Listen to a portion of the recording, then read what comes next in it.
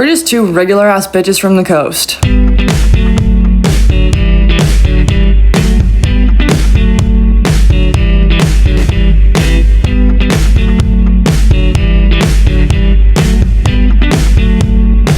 What is up, and welcome to Gym Girls Anonymous. We're your two unhinged gym besties who are here to talk shit, get fit, and learn as we go. I'm Lainey. And I'm Ronnie.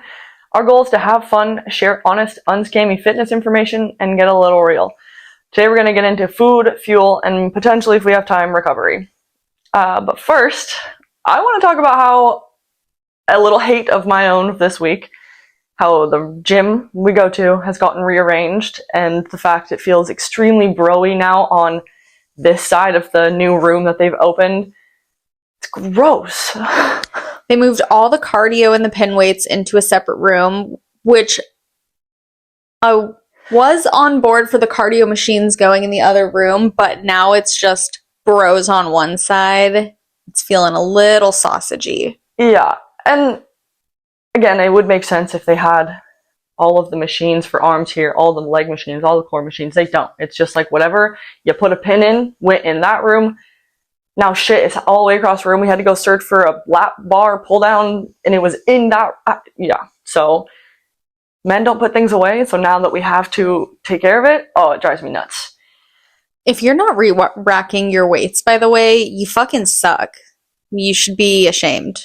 Maybe work on that. We definitely hate you for it. So, and I literally called, well, I guess it wasn't re-racking his weights. He didn't wipe down his seat, but I was like, hello. We know him, so it's okay. But also, I would do that to probably anybody if I was like, what the fuck is going on here? You're gross. Your seat's gross. Wipe that shit up and put your weights away. That's all we ask. It's so simple. I have two other random things that happened this week. My boyfriend told me yesterday that he saw a man at Home Depot in a kilt that had cargo pockets, and I thought that was incredible. I was like, a cargo kilt? You're fucking kidding me. That's so fun. Carhartt cargo kilt. Right? I'm like, and I think he said it was camo, which even better. I love that there's still, you're wearing a kilt, so you're wearing a skirt. You're so far in your masculinity that I love that for you, but the fact that you still have the broy oh my god, I was like, that's actually fucking incredible. I don't think that was the response Kevin was expecting from me, but I was like, no, that's so cool. That is literally so cool. If I see anybody in that, I'm gonna be like, you know what's up, buddy.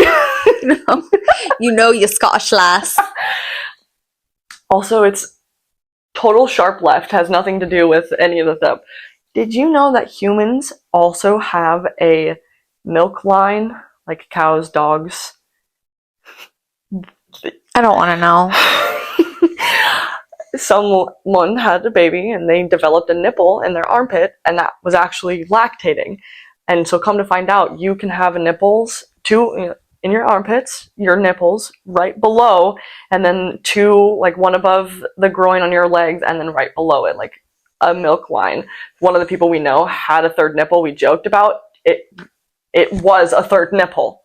Like, that's what it was. So we've evolved from having 8 like dogs. So, yeah, that is something I had no idea. Because it was like, where's the girl with the list? The girl with the list? You've never heard of the girl with the list? No. It's some girl on TikTok who has a long list of things that happen that they don't really talk about, or like, this is why I don't have kids. Like, the list. I have not seen that specifically, but I did hear that occasionally women will temporarily go blind after giving birth, and that's enough to steer me clear the fuck away. That actually might be a topic that we could just go off and like read her list one day and determine if it's like, I think I could handle that. Like, we both, maybe I want kids, I do want kids, we'll see what happens, but like, it would be such a fun episode to just be like, I didn't Popping up spare nipples? Couldn't be me. Yeah, so wild thing to start the episode with. But yeah, those are the 3 things I've had that just prominently stuck in my mind the last couple of days that I had to share. That is crazy, actually. I have a picture. That's why I wanted to start my phone. I took a screenshot of the TikTok. It was I think we can probably do the weird little cute pop-up thing that they always do. I don't like it. Yeah, I was like, oh, I guess there is another, whatever, you get it. But, yeah, so. Now that I got that off my chest, so let's get into how our experiences with food. It's totally unrelated to any of that stuff, but that's what we're talking about today is food, fuel, and maybe recovery. Yeah. We'll see how long this takes us. Starting off, we want to get into our food experience. I think that it's very valuable to be honest and transparent about food-related stuff. A lot of people struggle on one end of the spectrum or the other, and I think there can be a lot of shame around it. So one of our goals for the podcast is to create a safe and helpful environment for people who might be experiencing the same thing. And if that's not you, that's okay. You'll still get a lot from this episode. We're going to go over macros and micros and all that good shit. A lot of details that you maybe not get on a basis level from a video or whatever you might get. We're going to get a little in-depth with it, so that's where that'll come in handy. But we both have such different experiences around eating and eating disorders and whatnot, and so we feel it's only necessary to share it with you guys to, again, make that safe space, because it's not something that we're going to pretend we don't experience. I have struggles, so if that can help you in any way, shape, or form, then we did at least one thing today. Yeah. And if you don't struggle with it, you can feel superior, which is also great, yeah. Maybe you have some advice for us and the other people, Yeah, help a bitch out. So I've definitely had a weird relationship with food, and I have struggled with binge eating. It doesn't classify as binge eating disorder. I checked. But if you feel like it's a problem, then you deserve to figure that shit out. I wasn't really aware of it until this past year, but looking back, it has been a consistent problem for as long as I can remember. Growing up without abundant access to food created a scarcity mindset for me.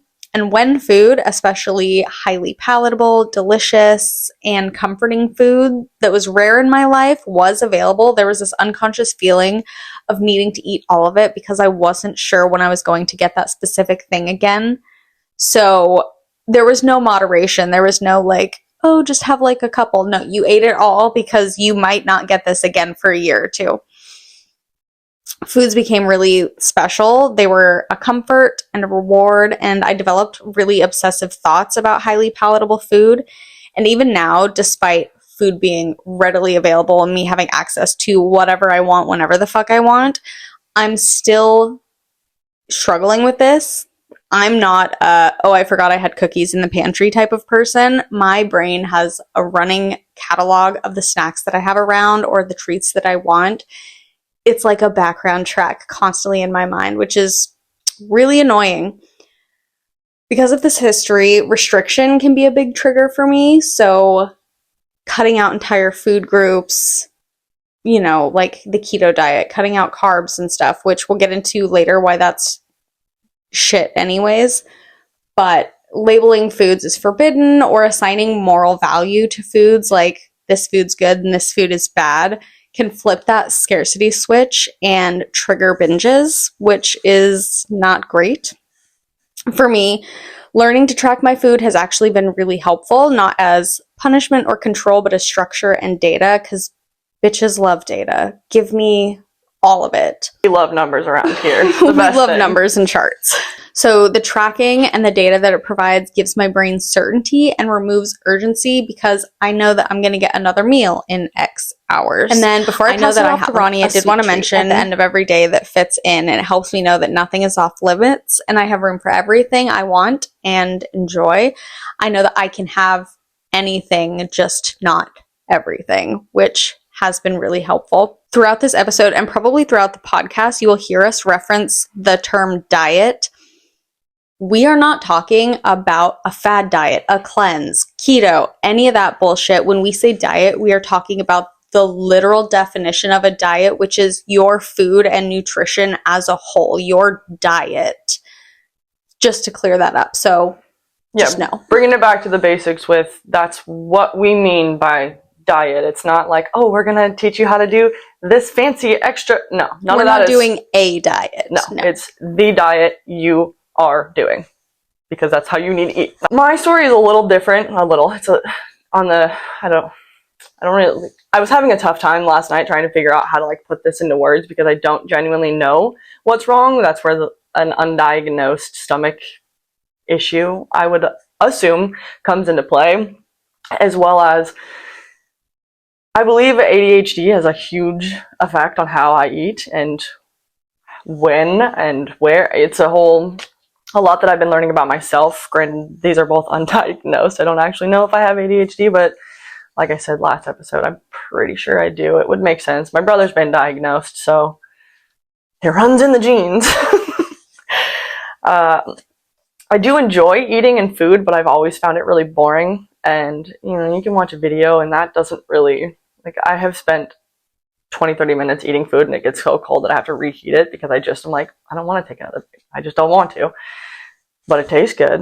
I don't know how to explain what that is and how it translates to anything, I guess. It doesn't always happen. There are times where I'm like, I'm so fucking hungry and I'm just eating it and I house it down and there's no issue. But for example, we went to Applebee's this last weekend. They don't have one local. It was like a 3-hour drive. We had just done whatever. Stopped for some dinner. Got my side salad. I was eating it. I was so hungry. It was so good. And then they brought out the meal and I looked at it and I was like, uh-oh.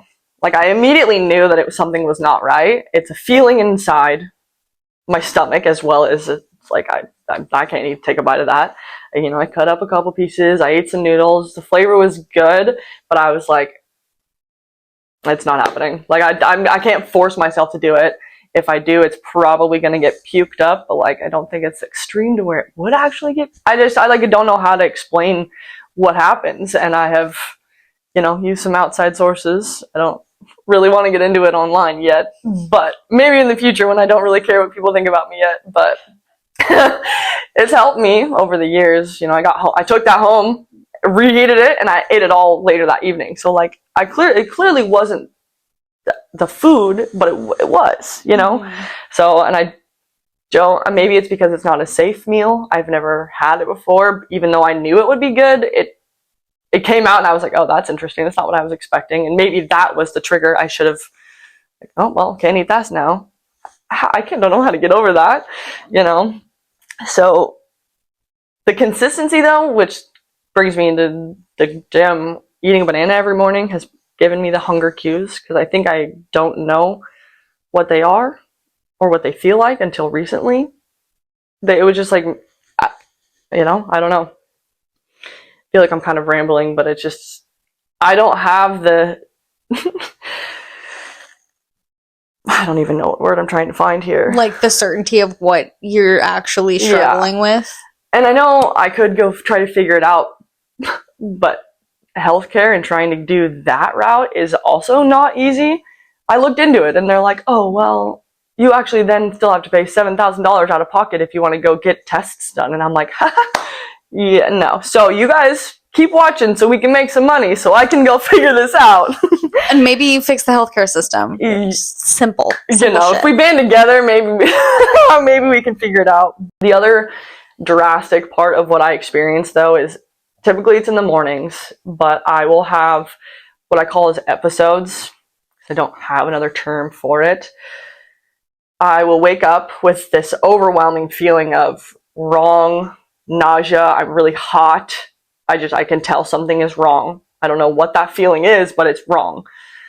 And I know if I don't get up in the next time frame of a minute to 2 minutes to 5 minutes to right now, I'm going to miss the toilet and I'm going to puke everywhere. Usually there's nothing in my stomach to come up, but if there is, it's not like it's kind of gross. Sorry, maybe I should have said like trigger warning. Trigger warning on all of this if you struggle with food, by the way. Yeah. Back to just transfers into there is nothing in my stomach to puke up.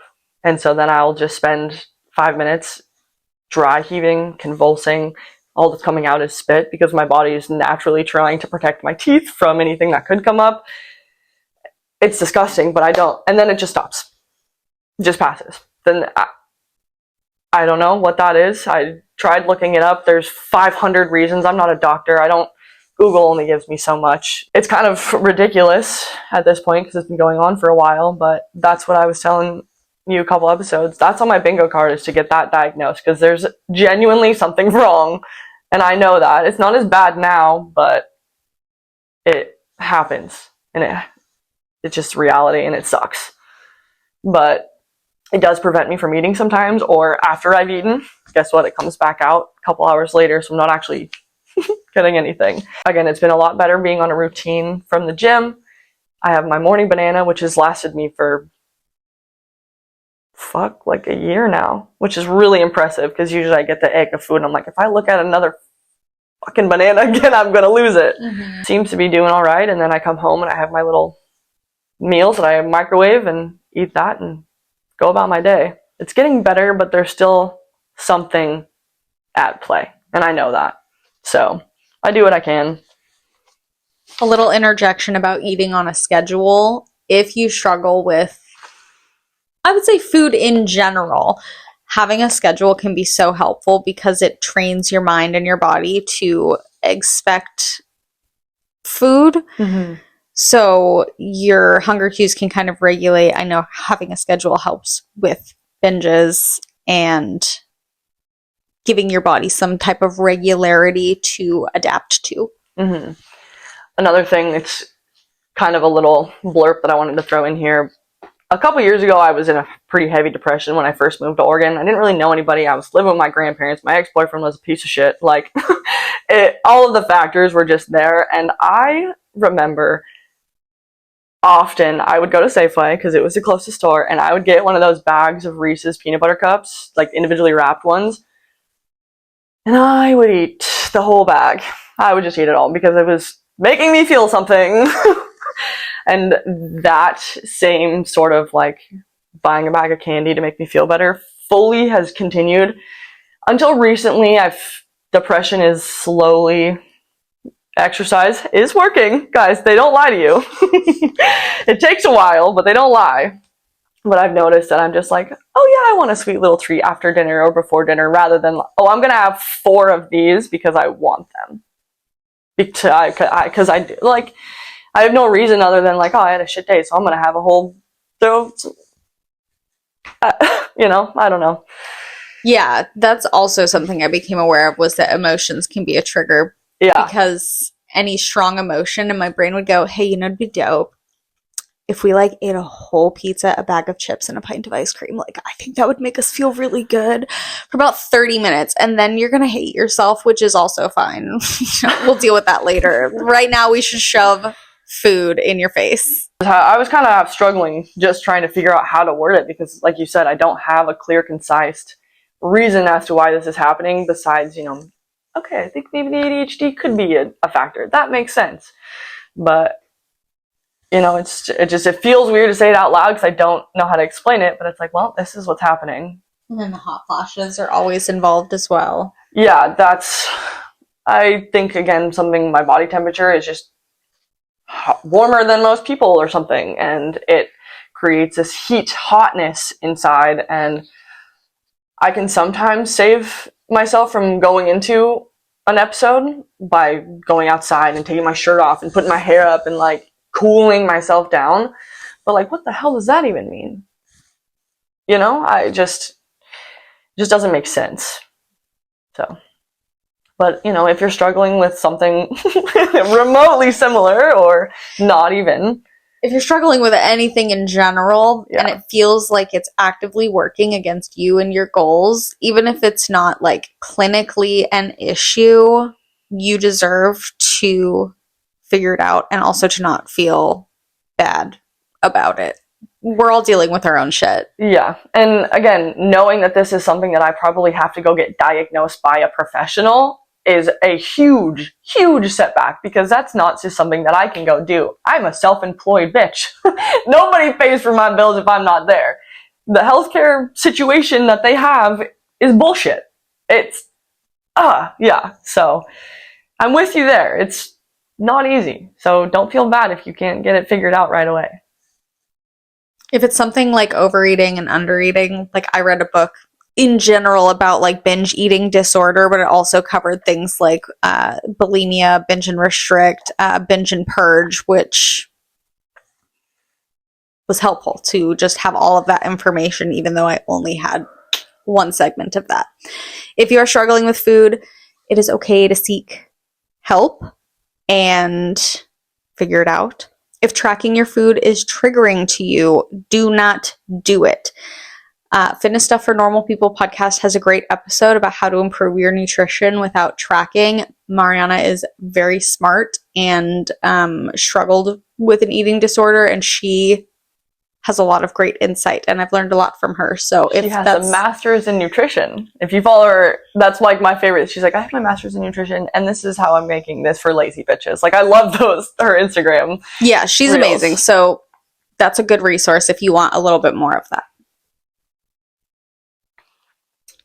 Which brings us to our second point of topic. Food is fuel. We're going to go over what the fuck is a macro. I still don't really even know, so it's okay if you don't. Don't feel bad about knowing or not knowing any of these things. So a macro is a macronutrient, and it is the nutrients that your body needs in larger quantities in order to function properly. So your macros are protein, carbohydrates, and fats. These, along with your overall caloric intake, will determine how you look. Calories determine your size. Macros determine how you look. And we're going to break down each macro and why it's important and why it's not a good idea to cut any of them out. You have to have a balanced diet to balance yourself. If you're only eating one or more of the other, it's going to show with deficiencies in some places. Like, I could probably do better about my fiber, but right now my focus is protein. Eventually, I know that I'll get into the other things and making those more prioritized, but for now, that's where I'm sticking, is with one or the other. And that's okay if that's where you are as well. Yeah, you don't have to track everything. I like to because it makes sense. Just for example, so I had a binge a couple weeks ago, and I was able to look back at my data and go, I haven't been eating enough fat. Like, I have not been having fats. So after a couple weeks, my body goes, we need an entire bag of trail mix because you haven't given us any healthy fats, bitch. What are we supposed to do here? So for me, information like that helps. But we're going to start with protein. Yeah, no, that makes a lot of sense. I genuinely wouldn't have even thought about it like that. But they're also kind of the same thing with me yesterday. My client made me lunch. I have no fucking clue about anything that's in there. Mm-hmm. I don't know what the protein, nothing. I kind of made a judgment based on what she told me what was in it. Is that wrong? Yeah, for sure. But that's okay because all the other days, I know I have hit my protein goal with more than the scale that I've been giving myself. I had a little bit more on one day. So if I don't hit quite as much on the next day, that's okay. And I was trying to convince myself because I was like, oh my God, I don't know how much I ate. I don't know what it is. It's not worth it. It's just not worth it to get into that spiral, you know? Tracking is healthy until it becomes obsessive. Yeah. So sometimes you just gotta go, close enough and roll fucking through.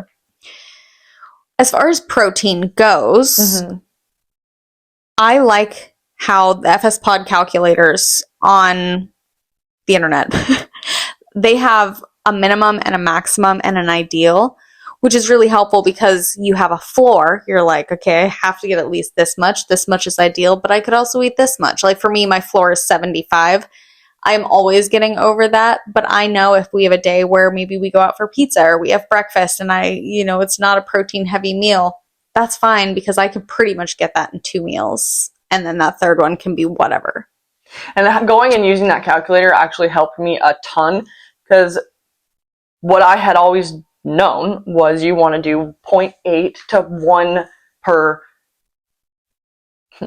1 gram per pound. I was like, what's the word here? Which for me, that's like 140 grams of protein, which is okay, but that's a lot, So having the basis of my 93 to 135 or whatever it is. And I know that as soon as I hit 93, everything else after the day is great. That's okay. I can add it or not. That works for me, you know? And I just use my phone calculator. I just type in because my factor meals tell me the calories, protein, so I can just jot it down. And then my protein shake, those two usually get me 75 to 85 within just for breakfast. So for me, you know, that's an easy couple grams to kick up there for everything else. So protein is one of the most satiating macros. It helps to regulate your hunger cues. Protein is necessary for muscle and tissue building and repair. So if you are in the gym and you want to look lean, toned, you want to be strong, you need to be eating protein because that's what's going to allow your muscle to build, to repair, and to grow.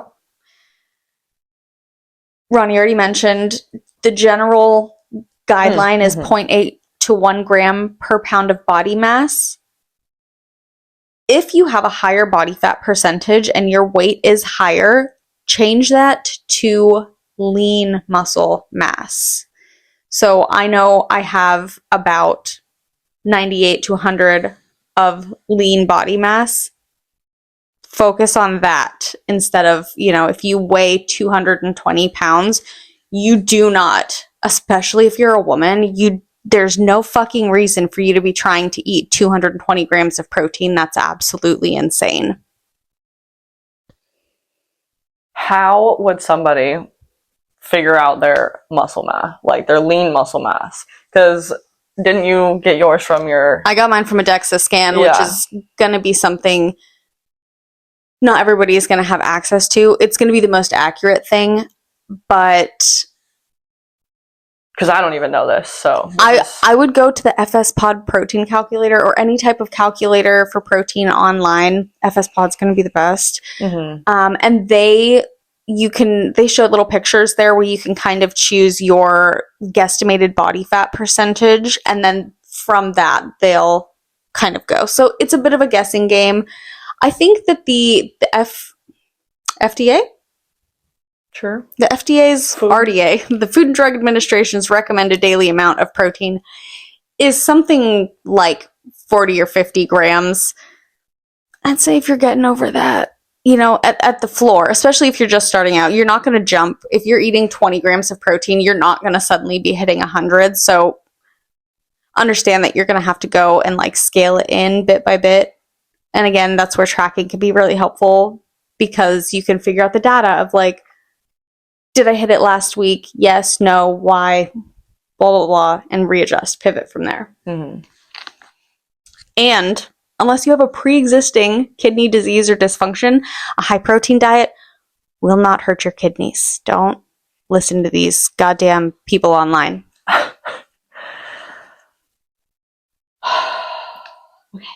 I know growing up, I was always under the impression that carbs are bad. You don't want to eat carbs. You want to cut them out of your diet, this and that. And, you know, as a 15-year-old, you're like, okay, sure. Like, I didn't know what it meant. You know, it wasn't until 6 months ago that I really learned what a carb was. Of course, none of that really bothered me. From here on out, I didn't do anything about not eating carbs, but I'm just like, okay, that's an interesting thought. Lock it away. Now I come to find out that carbs are a crucial macronutrient for fueling your body and your brain. This is your body's main energy source. And if you are not eating carbs, I'm 99.9% sure that you're being an absolute cunt because you probably feel like shit because your brain doesn't have no goddamn food and fuel in there. Completely cutting out carbs leads to fatigue and nutrient deficiencies, which lead to brain fog and just a general being of tiredness because your body does not have the fuel to continue working. If you're having consistent brain fog, it might be worth looking at how much carbs you're getting in a day and making sure that you're getting enough. And especially if you are working out, you have to be eating your carbs. Starting running was really how I've dialed in understanding what it is. I mean, it's so interesting. I'm like, oh, what's a carb? A carb is a carb. What? Because I have my little energy, or Gels? yeah, it's a UCAN energy gel. It's kind of like a liquid, like a Go-Gurt. It's the same consistency. It doesn't taste like anything. It's just carbs though. And I really like them because it gives me a little boost of energy without having to take a pre-workout, you know. And Don't quote me on this. I didn't fully check this, but I'm pretty sure sugar's a carb, and that's why a lot of people will eat sugar or like candy when they're running or when they're lifting, because your body can immediately break it down and use it for fuel, because that's what carbs are for. Yeah, which kind of brings me back to what I was saying earlier about just like I would have candy in my truck as a snack. I was genuinely craving carbs, and my body was like, sugar, or my brain more so was like, sugar. I can, with hindsight, look back and be like, oh, I was craving that. It kind of comes down to why the fuck am I craving an entire bag of trail mix? Oh, because I haven't been eating enough fat. Yeah. So, and that was kind of something I just like right now recognize, but that would make sense that I was trying to, eat some candy because I needed it. Fiber is a type of carb or carbohydrate. Carbohydrate. Fiber is a type of carbohydrate that you do not actually digest. Your gut microbiome digests and eats it. So you have soluble and insoluble fibers. They support good gut health, regular digestion. They support a healthy blood sugar, lowering cholesterol. They support a healthy heart, and it helps with nutrient absorption. Fiber is also satiating and can help regulate your hunger cues. There is considered a worldwide deficiency right now in fiber because highly processed foods tend to have less fiber unless it's added back in.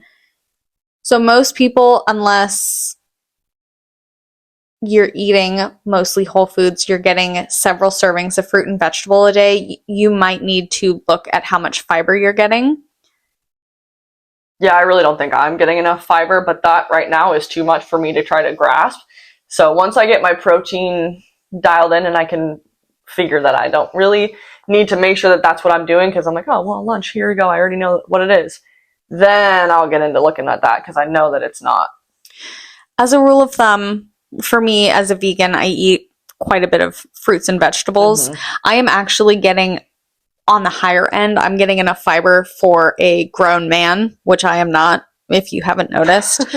But I get, a serving of fruit in the morning. I have 2 servings of vegetables with my lunch, and I have like 1 or 2 servings of vegetables with dinner, and that tends to land me right around 30 to 35 grams of fiber a day, which is a little on the high end, but you don't need to worry about getting too high of fiber until you start to hit something like 70 grams a day, which would be insane. If you're high raw vegan, maybe you're hitting that.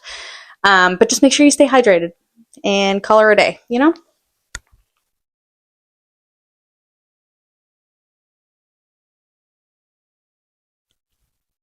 Our last macronutrient is fats. And I cannot stress this enough. Do not, especially for women, do not cut out fats. They are essential in regulating your hormones, supporting your brain, and many nutrients need fat in order to be absorbed in the body. I want to say vitamin D, but I can't quite remember. I think it needs a fat to be absorbed. So you can take vitamin D till you're blue in the fucking face, and if you're not taking it with any fat, your body can't absorb it. Makes me think of those little videos that you would see of the white blood cells or the protein cells like walking around and, oh, if I don't attach to this, then I'm just floating around in nothing, and then you pee me out. So it kind of is the same idea, just with some lividity behind it. Yes. Holy shit. Fats in the body are known as lipids. Your cell walls are made up of lipids, aka healthy fats. So the quality of the fats that you eat will quite literally change your health on a cellular level. If you're eating a lot of saturated fats, trans fats, your cells are going to be made of this unhealthy fat. And if you're eating a lot of healthy fats like avocado, nuts, olive oil, blah, blah, blah, then your cells are literally healthier, and it makes a massive difference in your body and also in your hormones. It's kind of like the gas that you're putting into a car. Higher quality fats, higher quality gas, better hormone regulation, better cells, better skin. I think that's probably why a lot of people with the hormone regulation in your brain is why a lot of people feel so wild, is not only the fact that they're not eating enough of everything else, because most of our food is so beyond processed, it's not even funny anymore. We have lost the nutrients 4 days ago. Mm-hmm. It's and so the more it takes more work, obviously, to make sure that you're eating all of these things properly. But the more work you put into it, you're just putting in to yourself at the end of the day. That's how you have to look at it. Because for me, trying to plan these things and meal prep and all this extra stuff, it does get overwhelming. It does. It has, and it will. But recognizing that you're doing it for the long-term you, because I'm not eating for her. It doesn't work like that. Exactly. So what I'm doing for me and my body is going to make it so that I can do things longer in my life. Otherwise, I'm just going to keep going down this spiral and probably die a pretty sad death. You can think of it as an investment in yourself. Like, figuring it out right now is going to help you in the long term. It's going to be cheaper in the long term because you're going to save on hospital bills, because your body's healthier. You're going to have more longevity, blah, blah, blah. Invest in yourself. That is our macros or macronutrients. We have protein, carbs or carbohydrates, fats, and fiber is a carb. You need that. I know there's a lot of conversation starting about fiber. You know, high protein was all the rage. Now it's like fiber, fiber, fiber, because everybody's getting colon cancer because there's not enough fiber. So now you know a little bit more about them.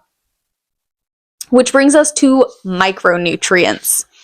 If calories determine your size, macros determine your body composition or how you look, micros determine how you feel. Micronutrients are the vitamins and minerals that your body needs in smaller amounts than the macronutrients. They directly impact your overall energy, mood, your stress responses or stress adaptability, your mental clarity, recovery, sleep, and again, hormone regulation. Your macros might be on point and you might look fucking great, but if your macros are out of whack, you're gonna feel like shit. Yeah, and if you're feeling like shit but you look good, you're not really doing anything but hurting yourself. Like, whatever. Just, at the end of the day, it's you and you. So, if you feel like shit, that's not fun for anybody. Yeah. Ideally, you are eating a mostly balanced, mostly whole food diet with plenty of colorful fruits and veggies. If you have a varied whole food diet, you're going to get a lot more micronutrients than you are from a fucking Pop-Tart. Pop-Tarts are delicious, but they ain't got no shit in them. So, more bioavailable, better, and for the most part. You want to be getting your micronutrients as much as possible through your diet. There are some exceptions. Vitamin D and magnesium kind of come to the top of that list for me. But if you think that your macros are an issue, I highly recommend getting a blood panel done and not just popping multivitamins, because you might end up like me, all fucked up. And if you don't know what we're talking about, go back a couple episodes. You'll figure it out. Yeah, once the episode runs, we'll post some pictures of it. It was fun. All because I was just popping multivitamins. Thanks, Gary Brecka. So that also kind of just a little side note here. Take everything you learn from anything that comes out of our mouth, anything that comes out of anybody else online, with a grain of salt, and do your own research before you just jump right into it, because it might not work for you. It might work for a man, it might not work for a woman, or vice versa. Just, you are an individual. What I'm doing we could literally take everything I'm doing to a T and make Ronnie do it, and her body would not respond the same way. Mm-mm. You are an individual, and it's important that you figure out what works for you and what makes you feel good, and you don't just blindly follow advice, because then you're going to give yourself vitamin A toxicity and have 4 months looking like a monster, and you're going to cry all the time. I'm projecting. I am fully just sitting here listening because a lot of this is information that you are phenomenal at saying, and there's not much more I'm going to add than what is being said, so don't judge me. We're each going to take turns talking about what we know a little bit more about. We're here to learn. For sure, and as you can't tell, that's me today. But I think that kind of brings a wrap up. I know we haven't, shit. Hello. Oh, this kind of brings me back to fats real quick. Sorry, we're gonna loop back. I know we haven't talked about calorie deficit maintenance or surplus yet, but if you happen to be in a calorie deficit, be very mindful of your fats, because a lot of times if you're in a calorie deficit, because fats tend to be higher calorically, they're kind of the first thing to get cut, and that's just going to lead to bad shit down the road. So I wanted to make a note there, an asterisk. Fats are important, and it will behoove you to pay attention to them. Basically, it's really important to pay attention to yourself and what you're putting inside of your body.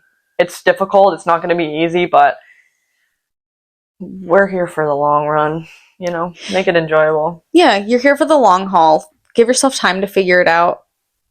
I'm in no way, shape, or form have all of this figured out, and I don't feel bad about it, Yeah, don't feel. I fucking binged a couple weeks ago. We're not out of the weeds yet. We're figuring it out as we go. Which is why we hope this does create that safe space to where we have other people that can give us their experiences and are willing to talk about it, because maybe we can find some middle ground. And hey, you have the same thing that I have. Holy shit, I didn't know anybody else has it.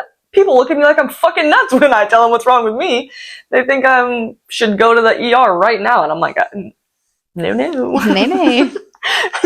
So that wraps up our food stories, macros, micros, and as a nice little bow on top, hydrate, please. I write this big old fucking thing with me everywhere I go. It's my emotional support water bottle that I probably should drink more of, but it is always with me. I'm always hydrating. Now can track it a lot easier. So in the mornings, I make sure that I drink my entire thing with me. I have to drink all 18 ounces. I get my tea, and there's that, and I'm almost with there. I'm still not quite hitting that hydration goal, but this is all of 4 days that I've been really trying to get it. I think that the measurements or the RDA is something like 1 ounce per pound. If you're working out, drink more, but yeah, kind of judge it by if you're thirsty, you are already dehydrated. Yeah, which is not a good thing. And even as somebody who does drink a fuck ton of water, there are times where I'm like, oh my god, I'm so thirsty, and I'm like, oh god, that's not good. I should pound some water. And then I pound the water and literally feel bloated for the next 3 hours. So balance. Please. I will say dehydration headaches, something I used to get a lot. Maybe this will help you want to avoid them. A dehydration headache is caused by your brain literally pulling away from your skull, and the pain you're experiencing is that fascia being like stretched, yanked on, because you don't have enough liquid up in that bitch. Yeah. So think about, you've got a big old ball around your brain, your skull, and it's just going shoop, too small. You're yanking. Yeah, we don't want that. You don't want that. So hydrate. Over time, your brain is not going to be that's just not going to be good long term. I don't know what's going to happen, but it's not going to be good. So we're going to let it roll over. Yeah. Otherwise, we'll be here for probably 2 hours, and I don't want to do that. Yeah, I think recovery is important, and I want to make sure it gets the leg room it deserves. Yeah. And genuinely, they're kind of two different variations. I don't know what I was thinking when I suggested it last week. It just felt right. Food, fuel, and recovery does go together, but Fair, we'll yeah. figure out something else that goes with recovery. Yeah, because if you're gonna put in all this work in the gym, into eating, making sure that we're dialed in, you got to make sure that you're still doing the rest and recovery. That's the whole full circle here. Start Full circle, here. full circle. You can't just cut off the circle. It's not a semicircle, bitch. Yeah. But as for today, that's where we're gonna leave it. If you have any questions, comments, concerns, your own experiences, please reach out. Our DMs are always open. We probably won't respond right away, but that's boundaries, baby. I'm trying to teach my husband phone boundaries, you guys. There's also some dude at the gym who's like, I've got 9 hours of screen time, and it's like, ew. Boundaries. Yo, no thank you. Yeah, so next week we're gonna get all into the recovery And some gym aspect. lingo. I think that goes Yeah, well. I think that'll be good. We're just gonna talk about things that we didn't wish we would have known word-wise, terminology before we went in the gym, or even if we wouldn't have waited a year and a half into our program to learn what an RPE meant. Oi, hello. So buckle up. Yep. Till then, follow the show at Gym Girls Anonymous Podcast on socials. You can find me at Lainey Shipman on all socials. And me at Ronnie.Hansen. What do y'all want to be fucking called? Let's go. All right. I have nothing. Have Mavs, hazmat suit baddies. I don't know. All the right. ideas are running dry, so. My cup do not runneth over. Anyways, thank you. We love you, and we'll see you next week. Bye. Bye.